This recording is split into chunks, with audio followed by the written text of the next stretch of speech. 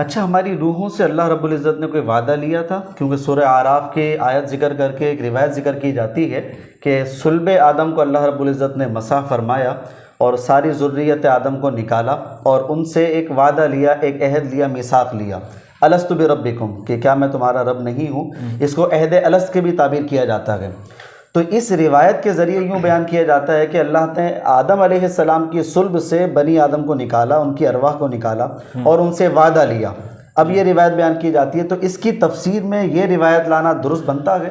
دیکھیں، شروع میں جو مفسرین تھے جو اکثر روایات سے قرآن کی شرح کر دیا کرتے تھے، ان کے اندر ایک رجحان رہا تھا کہ اس روایت سے قرآن پاک کی اس آیت کی وَإِذْ أَخَذَ رَبُّكَ مِن بَنِي آدَمَ مِن ظُهُورِهِمْ ذُرِّيَّتَهُمْ، اس کی شرح کر دیتے تھے۔ تو وہ یہی شرح کر دی کہ ہاں بھئی، ہمیں عالم ارواح میں اللہ نے ایک دفعہ روحوں کو زندہ کیا تھا، ہماری ہم سے وعدہ لیا اور ہمیں بھی اب ہم وہ وعدہ بھول گئے ہیں۔ لیکن شروع سے محققین علماء کرام کا طبقہ رہا ہے جو منع کرتا ہے کہ یہ روایت قرآن کی اس آیت کی شرح بالکل نہیں بن رہا، بلکہ نعوذ باللہ الٹا تحریف بن جائے گی۔ اچھا، یہ سلسلہ دو موقفات کا چلتا ہوا آیا تھا شروع میں، لیکن شیخ الاسلام ابن تیمیہ صاحب رحمۃ اللہ علیہ جب تشریف لائے، انہوں نے اس آیت کی شرح کو جس وقت کھول کے بیان کیا اور مکمل دلائل ذکر کیے کہ کس طرح یہ روایت قرآن پاک کی مطابقت میں جاتی ہی نہیں ہے بلکہ بالکل مخالف اور تحریف کے اوپر کھڑی ہو جاتی ہے۔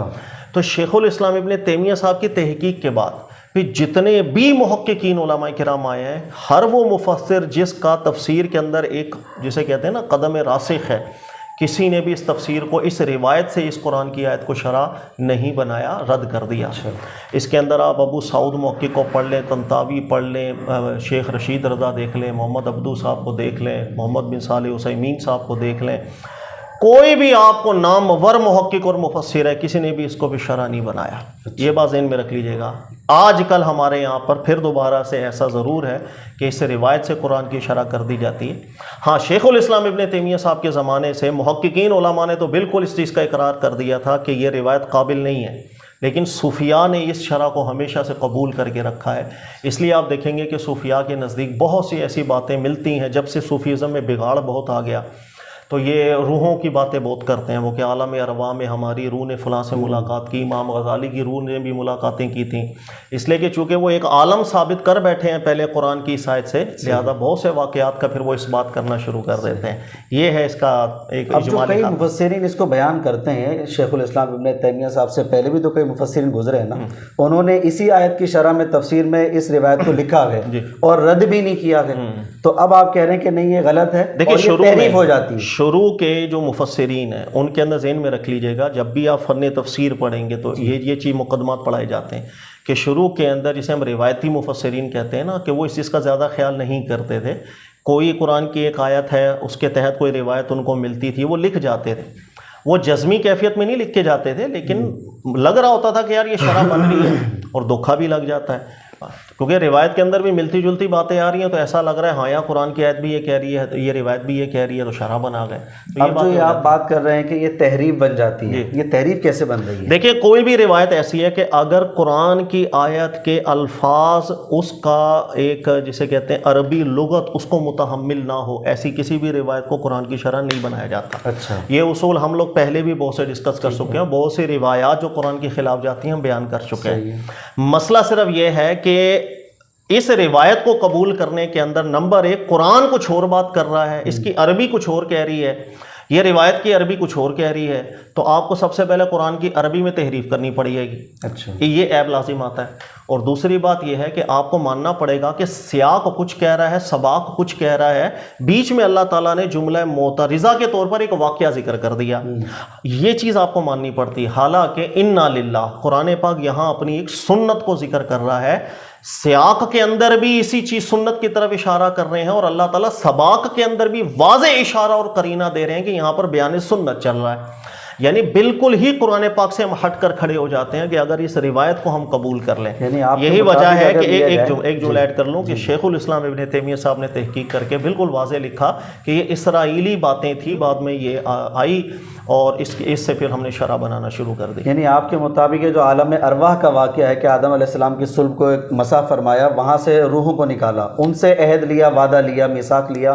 تو ایسا کچھ بھی نہیں؟ قرآن میں ایسی کوئی بات ذکر نہیں ہے۔ اچھا، یہ حصہ تو کلیئر ہو گیا۔ اب آپ اس کو ذرا تفصیل سے بیان کیجئے کہ یہ مخالف کیسے بن رہی ہے؟ جی جی، دیکھیں سب سے پہلے ایک اصول سمجھیے گا. اصول آپ کے بہت قیمتی ہوتے ہیں کہ آپ قرآن پاک کی فہم کس طرح کر رہے ہیں.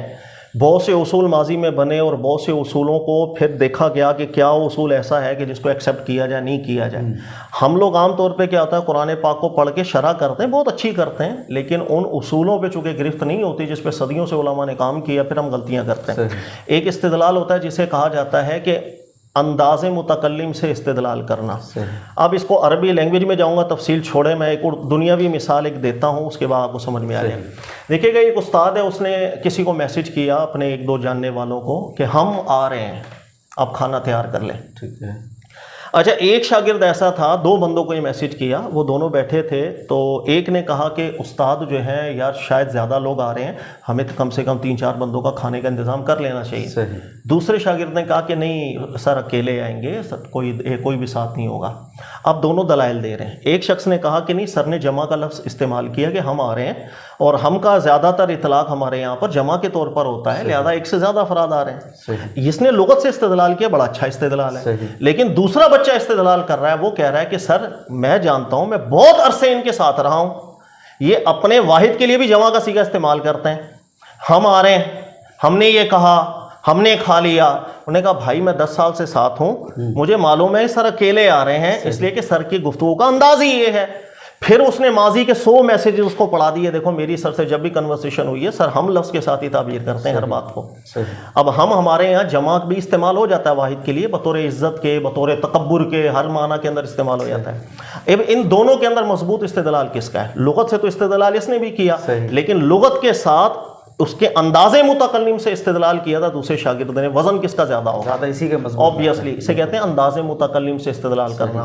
قرآن پاک اللہ کا کلام ہے، جب آپ قرآن پاک کو کثرت سے پڑھتے ہیں تو اللہ رب العزت کا انداز کلام کیا ہے، کسی بات کو بیان کرنے کا انداز کیا ہے، جب آپ اس انداز کو سیکھ جاتے ہیں پھر آپ اس سے استدلال کرتے ہیں، وہ سب سے مضبوط استدلال کہلاتا ہے. کبھی کبھی ہوتا ہے ہم قرآن کی کسی ایک آیت کو نکال کے الگ سے ان کے لفظوں کو دیکھ کے ہم معنی متعین کر رہے ہوتے ہیں، لیکن جب قرآن پاک کے اندر انداز دیکھتے ہیں اللہ رب العزت کا مختلف جگہوں پر، وہ متعین کر رہا ہوتا ہے کہ ہم یہاں پر غلطی کر رہے ہیں. انداز متکلم سے استدلال نہایت مضبوط ہوتا ہے. مسئلہ صرف یہ ہے کہ اس قرآن یہ جو آیت ہے، اس آیت کے 2 حصے ہیں. دیکھیے گا، ایک ہے وَإِذْ أَخَذَ رَبُّكَ مِن بَنِي آدَمَ مِن ظُهُورِهِمْ ذُرِّيَّتَهُمْ، کہ اللہ تعالیٰ نے جب بنی آدم، پھر ان کی بات، ان کی صلب سے جو ان کی ذریتوں کو نکالا، وَأَشْهَدَهُمْ عَلَىٰ أَنفُسِهِمْ أَلَسْتُ بِرَبِّكُمْ، پھر اللہ نے ان پر گواہ بنایا کہ کیا میں تمہارا رب نہیں؟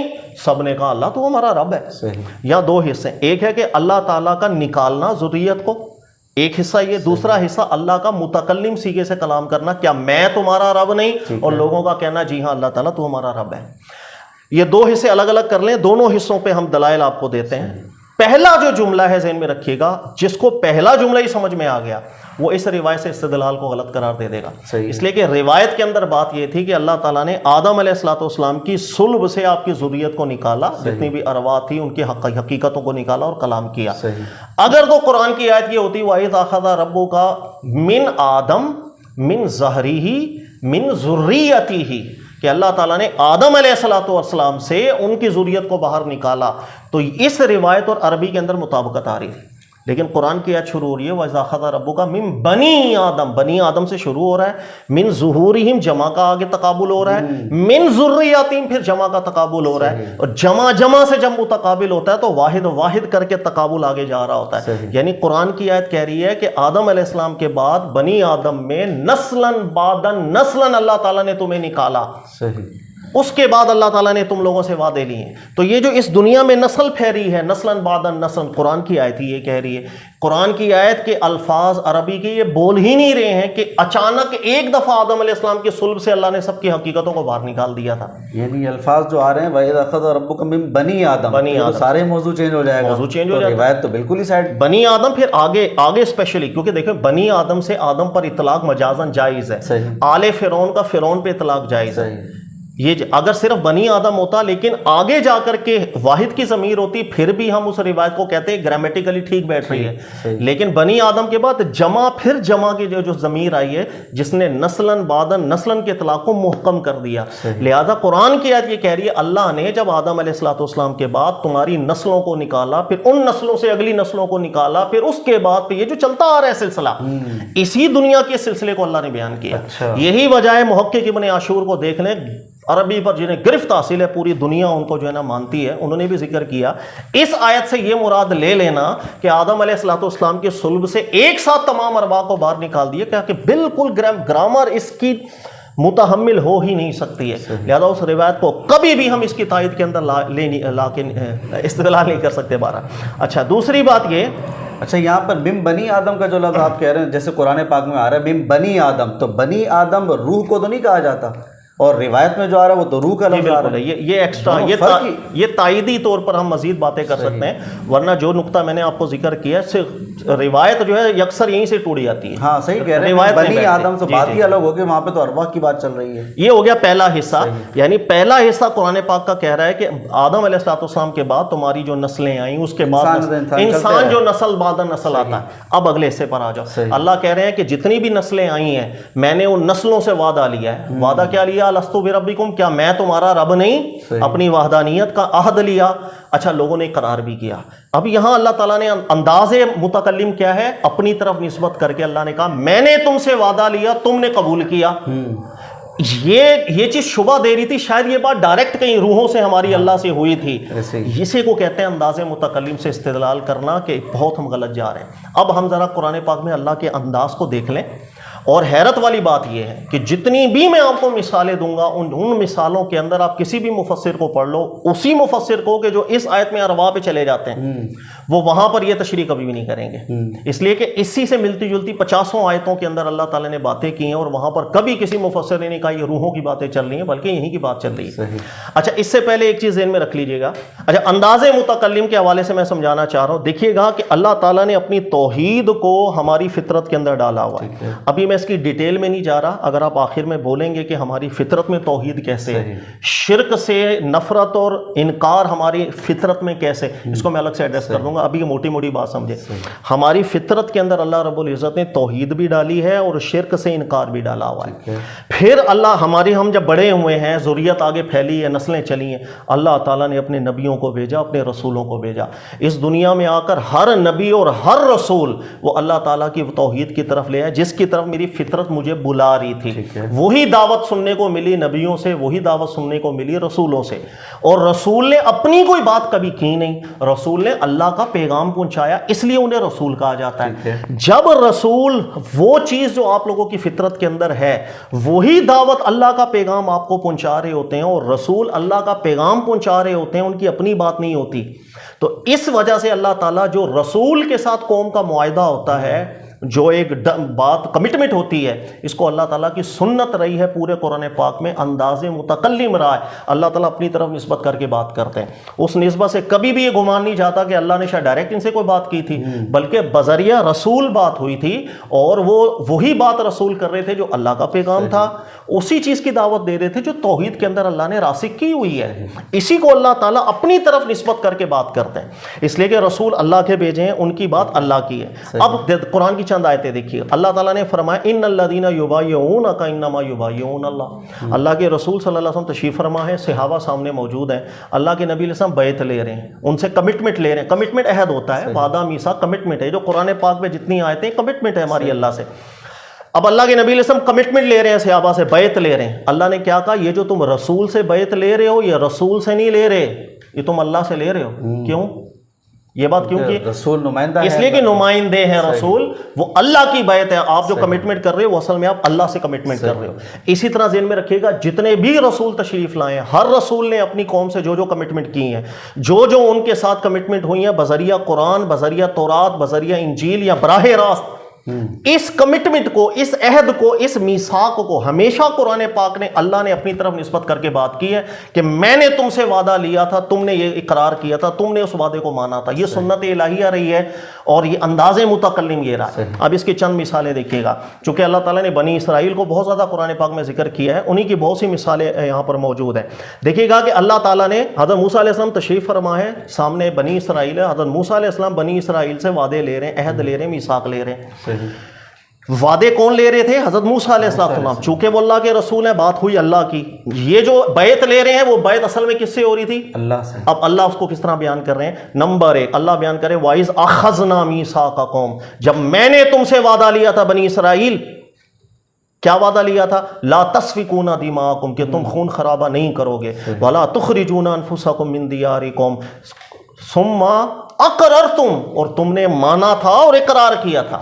انداز غور کریں، اللہ نے کہا جب میں نے تم سے وعدہ لیا تھا تم نے اقرار کیا تھا. یہ روحوں کے ساتھ وعدہ ہوا تھا. اللہ کہہ رہے بنی اسرائیل سے، جو موسیٰ علیہ السلام وعدہ لے رہے تھے، جو انبیاء بنی اسرائیل ان سے وعدے لے رہے تھے، لیکن وعدے نبیوں نے لیے، رسول نے لیے. نسبت اللہ نے کیا کی؟ اللہ نے اپنی طرف نسبت، میں نے جب تم سے وعدہ لیا تھا. اسی طرح دوسری مثال لیں، اللہ نے فرمایا وَإِذْ أَخَذْنَا مِيثَاقَكُمْ وَرَفَعْنَا فَوْقَكُمُ الطُّورَ.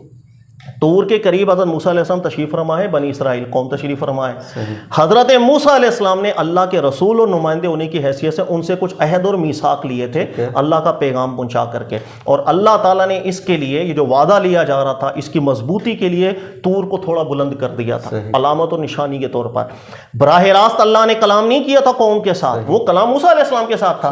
یہ عہد اور میثاق لے رہے تھے حضرت موسیٰ علیہ السلام. لیکن اللہ کس طرح تعبیر کر رہے ہیں؟ اللہ کہہ رہے ہیں جب میں نے تم سے وعدہ لیا تھا اور میں نے یاد ہے پہاڑ کو اوپر کر لیا تھا، پھر میں نے تم سے کہا تھا خذوا ما آتیناکم، میں جو تمہیں دے رہا ہوں لو اسے مضبوطی سے پکڑو. سوال یہ کہ اللہ نے براہ راست کلام کیا تھا؟ سوال ہے کہ کیا عالم ارواح میں اللہ نے کلام کیا تھا؟ اللہ کا انداز کلام ہی یہ ہے کہ جو رسولوں کے ذریعے وہ جو فطرتی باتیں ہوتی ہیں، جب اسی کی دعوت اللہ کے نبی اور رسول دے رہے ہوتے ہیں، اسی کو اللہ تعالیٰ اپنی طرف نسبت دیتے ہیں. میں نے تم سے وعدہ لیا تھا، تم نے وعدہ کیا تھا. تیسری مثال اس کی دیکھیے گا، اللہ قرآن میں فرماتے ہیں وَإِذْ أَخَذْنَا مِيثَاقَ بَنِي إِسْرَائِيلَ، جب میں نے وعدہ لیا تھا بنی اسرائیل سے. ہم نے جب لیا تھا میثاق بنی اسرائیل سے، کیا تھا؟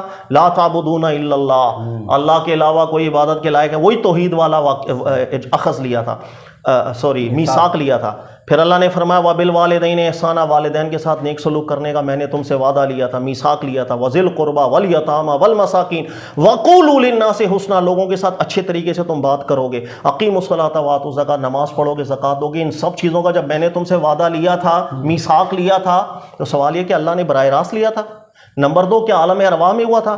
ارے اسی دنیا میں جو رسول لے رہے تھے ان سے کمٹمنٹ، میثاق اور عہد، قرآن کے ذریعے، تورات کے ذریعے، انجیل کے ذریعے، اسی کو اللہ متکلم انداز میں ہمیشہ سے بیان کرتے آئے.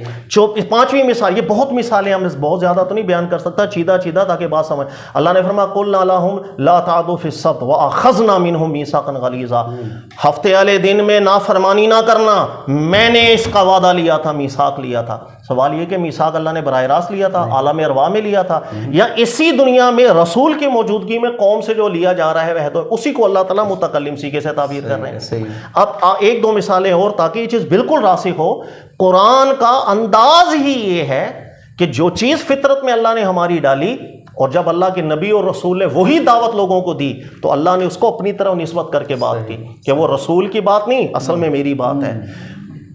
ید اللہ فوق ایدیہم، وہ رسول سے بیعت نہیں ہو رہی، وہ اللہ سے بیعت ہو رہی ہے، اس لیے اللہ اپنی طرف نسبت کرتے ہیں. اچھا ایک آخری، اللہ نے فرمایا وَإِذْ أَخَذَ اللَّهُ مِيثَاقَ النَّبِيِّينَ، اللہ تعالیٰ نے جب وعدہ لے لیا تھا تمام نبیوں سے، اور نبیوں سے، ان کی قوموں سے بھی، سب سے، لَمَا آتَيْتُكُم مِّن كِتَابٍ وَحِكْمَةٍ ثُمَّ جَاءَكُمْ رَسُولٌ مُصَدِّقٌ لِّمَا مَعَكُمْ لَتُؤْمِنُنَّ بِهِ وَلَتَنصُرُنَّهُ، کہ جب تمہارے پاس اللہ کی کتاب آئے، حکمت آئے، تم نے اس کو لینا ہے، اس پر عمل کرنا ہے. جب کوئی رسول آئیں گے تم نے ان سب کی مدد کرنی ہے، رسول کی ہر لحاظ سے ان کی مدد کرنی ہے.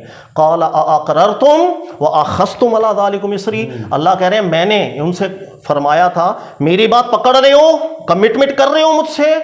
قالوا اقرر، سب نے کہا تھا اقررنا، اللہ ہم نے مان لی، اللہ ہم نے مان لی. اس آیت میں بھی سوال یہ پیدا ہو رہا ہے، یہ جو عہد اور میثاق لیا جا رہا ہے کیا روحوں سے لیا گیا تھا، یا اسی دنیا میں اللہ کہہ رہے ہیں میں نے اپنے نبیوں کے ذریعے پوری قوموں سے یہ وعدے لیے ہوئے تھے؟ اتنی مثالیں اس کی موجود ہیں پورے کے پورے قرآن پاک کے اندر. اگر آپ دیکھیں گے تو اللہ بیان کر رہے ہیں کہ اپنے نبی اور رسول کے ذریعے جو بات کی, لوگوں سے کمٹمنٹ ہوئی قرآن کے ذریعے, تورات کے ذریعے, اسے میثاق الکتاب بھی کہا جاتا ہے. جیسے ایک ہے اللہ نے فرمایا الم یؤخذ علیکم میثاق الکتاب اللہ یقولوا علی اللہ الا الحق, کیا کتاب کے ذریعے تم سے اللہ کا وعدہ نہیں لیا گیا تھا کہ اللہ کے لیے سچ بولو گے, جھوٹ نہیں بولو گے اللہ کی نسبت سے. تو پورے قرآن پاک میں انداز متکلم یہ رہا ہے کہ اللہ تعالیٰ اپنی ہی نسبت سے بات کرتے ہیں. جب یہ انداز سمجھ میں آ گیا آپ کو متکلم کا کہ جو چیز ہماری فطرت میں داخل ہے اسی کی دعوت جب نبی اور رسول کے ذریعے ملی, اسی بات کو اللہ نے اپنی نسبت سے بات کر دی. اب آپ دیکھیں قرآن کی آیت کیا کہہ رہی ہے. اللہ کہہ رہے ہیں وَإِذْ أَخَذَ رَبُّكَ مِن بَنِي آدَمَ مِن ظُهُورِهِمْ ذُرِّيَّتَهُمْ, جب آدم علیہ السلام کے بعد نسلاً بعداً نسلاً قومیں آگے گئی ہیں, ان میں نبی آئے ہیں, ان میں رسول آئے ہیں, تو ان نبی اور رسولوں کے ذریعے جو چیز تمہاری فطرت میں اللہ نے ڈال رکھی تھی, توحید کی اور شرک سے انکار کی, اللہ کہہ رہے ہیں میں نے رسولوں کے ذریعے تم سے اقرار نہیں کروایا تھا کہ الستو بربکم, کیا کہ میں تمہارا رب نہیں. اس لیے قرآن پاک نے کھول کھول کے بیان کیا. شعیب علیہ السلام اپنی قوم میں گئے تھے, یہی بیان کر رہے تھے کہ ایک ہی رب ہے, اس کا شریک کوئی نہیں. لوط علیہ السلام فرما رہے تھے ایک ہی رب ہے. ہر ایک کا یہ نعرہ بھی اللہ تعالیٰ نے قرآن پاک میں ذکر کیا ہے. اسی چیز کو اللہ نے اپنے انداز میں سمجھایا کہ جو ہم نبی اور رسولوں کے ذریعے سے دعوت ہمیں ملتی ہے وہ اللہ کی بات ہے, وہ ایسا ہی ہے, وہ کمٹمنٹ آپ اللہ رب العزت سے کر رہے ہیں. لہذا اس آیت کا کوئی تعلق نہیں بنتا ہے کہ ہم اس کو عالم ارواح کے اوپر لے کے جائیں. یہ اللہ کی ایک سنت ہے جو اللہ تعالیٰ نے ذکر کی. سر یہ تو بالکل بہترین طریقے سے سمجھ میں آ گیا ہے. اب وہ بتائیے کہ آپ کہہ رہے تھے سیاق و سباق بھی جو ہے نا وہ آپ کو سہارا نہیں دیتا ہے اس میں کہ یہ عالم ارواح کا واقعہ ہے. وہ اس لیے کہ دیکھیے گا آیت کہاں سے شروع ہو رہی ہے, وَإِذْ أَخَذَ رَبُّكَ مِن بَنِي آدَمَ. اس سے پچھلی آیت دیکھیے کیا ہے, آپ پڑھیے گا اس سے پچھلی آیت کیا, وَإِذْ نَتَقْنَا الْجَبَلَ فَوْقَهُمْ. اسی سے پیچھے اللہ ذکر کر رہے ہیں کہ جب میں نے بنی اسرائیل سے وعدہ لیا تھا اور پہاڑ بولا, اس کو بھی اسی انداز میں تو ذکر کر رہے ہیں. 10 جگہ قرآن نے اسی انداز میں ذکر کیا. یہاں پر ہے وَإِذْ نَتَقْنَا الْجَبَلَ, اپنی طرف نسبت, وَإِذْ أَخَذْنَا مِيثَاقَكُمْ وَرَفَعْنَا, جب میں نے پہاڑ بلند کر کے تم سے وعدے لیے تھے, تم سے عہد لی. تو براہ راست تو نہیں تھے, وہ تو نبی اور رسول کے ذریعے. تو اسی کے پیچھے اللہ تعالیٰ ذکر کر رہے ہیں اسی بات کو جو رسول کے ذریعے ہوئی. اتنا بڑا قرینہ کہ اللہ آگے اپنی سنت ذکر کر رہے ہیں. نمبر 2, اسی آیت کا اگلا حصہ دیکھیں. اللہ کے رسول تشریف لائے, ان کی دعوت آئی, جس کو وہ دعوت پہنچی سچے طریقہ کار سے, اس کے لیے حجت عام ہوتی ہے. کوئی عذر تو نہیں اللہ کی بارگاہ میں کل کو ٹوپیاں کرے, جھوٹ بولے اللہ کی بارگاہ میں مجھے یہ نہ ملا. آگے اللہ نے فوراً کیا ذکر کیا, ان تقولوا یوم القیامت انا کنا عن ھذا غافلین. اللہ فرما رہے ہیں بروز قیامت تم یہ نہ کہنا کہ ہمیں تو یاد ہی نہیں. دوبارہ پڑھیے گا, ان تقولوا یوم القیامت انا کنا عن ھذا غافلین. ان ھذا کیا مطلب, اس عہد سے ہمیں تو پتہ ہی نہیں. دوبارہ پڑھیے ذرا, ان تقولوا, نہیں ترجمہ پڑھیے. یہ جو ہم نے عہد تم سے دیا ہے, کل کو یہ نہ کہنا کہ ہم اس عہد سے غافل رہے. سوال یہ ہے, عہد ہوا تھا ہم بھول گئے, قیامت میں اٹھیں گے ہمیں عہد یاد آ گیا. اس دنیا کے اندر عہد یاد ہے, یاد ہی نہیں. جب اس عہد یاد نہیں تو اس دنیا میں ہم غافل ہیں یا نہیں. غافل کا قرآن پاک میں کئی اطلاقات ہوئے ہیں. ایک اطلاق ہے جس میں انسان کا اختیار نہیں ہوتا. مطلب مجھے کوئی حجت, میں جب بھول ہی گیا ہوں تو میں کیسے اس پر پکڑ کیسے ہوگی. جب اللہ نے تو خود ہی قرآن پاک میں ذکر کیا کہ اس قوم پہ ہم کبھی بھی عذاب نہیں کرتے جو غافل ہو. جو عذر والا غفلت ہوتا ہے اس کے اوپر تو اللہ عذاب ہی نہیں کرتے. یہاں اللہ بیان کر رہے ہیں بروز قیامت یہ نہ کہنا کہ ہم غافل تھے. تو سر سوال یہ کہ کس کو یاد ہے جو غفلت بھی وہاں عذر نہیں بن رہی. یعنی یہ اس چیز کا بیان چل رہا ہے جو عذر بن سکے گی, اور وہ وہی دعوت ہے جو اللہ نے ہماری فطرت میں ڈال دی, جو نبیوں اور رسولوں کے ذریعے سے ہم تک پہنچ چکی ہے.